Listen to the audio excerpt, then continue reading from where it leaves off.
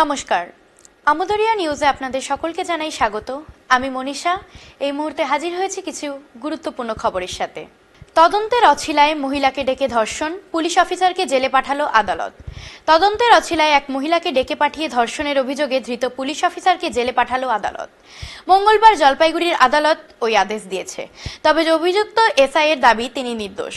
Police জানায়, গত শুক্রবার ওই সাব ইন্সপেক্টরের বিরুদ্ধে ধর্ষণের অভিযোগ করেন শিলিগুড়ির এক মহিলা। তিনি অভিযোগ করেন তদন্তের জন্য তাকে ডেকে বাড়িতে নিয়ে গিয়ে ধর্ষণ করা হয়। তারপর তিনি অসুস্থ হয়ে পড়েন। ওই অবস্থাতেই শিলিগুড়ির মহিলা থানায় লিখিত অভিযোগ দায়ের করেন। তাকে শিলিগুড়ি মহিলা হাসপাতালে ভর্তি করানো হয়।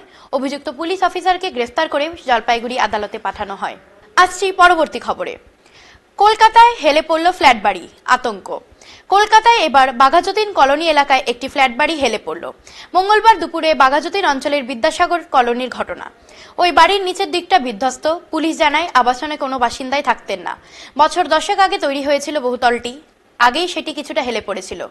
ডিসেম্বরের তৃতীয় সপ্তাহে রক্ষণাবেক্ষণের কাজ শুরু করেন ওই ফ্ল্যাট বাড়ির প্রমোটার। আসছি এই মুহূর্তে শেষ খবরে।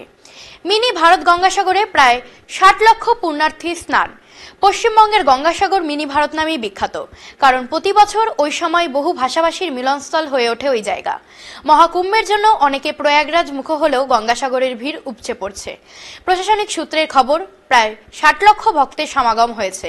মঙ্গলবার সকাল 6:58 থেকে শুরু করে বুধবার সকাল পর্যন্ত রয়েছে মকর সংক্রান্তির পূর্ণলগ্ন, তাই ভিড় উপচে পড়ছে। এখন এ পর্যন্তই। পরবর্তীকালে আসছি নতুন কোনো আপডেটের সঙ্গে। ধন্যবাদ।